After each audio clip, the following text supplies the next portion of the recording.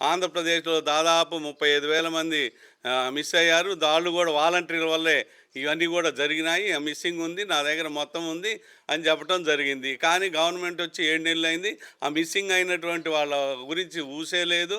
వాళ్ళ గురించి అసలు చెప్పటమే లేదు. అదిగాక గవర్నమెంట్ వచ్చిన కాంచి 70 మంది బాలికల పైన అత్యాచారాలు జరిగినియి.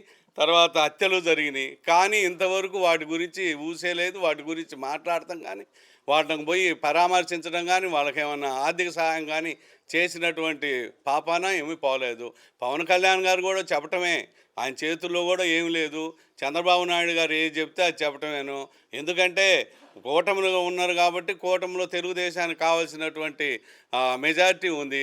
పవన్ కళ్యాణ్ గారి యొక్క మెజారిటీ అక్కర్లేదు.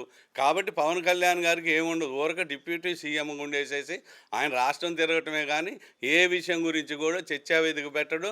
వాటి గురించి కూడా మాట్లాడడు.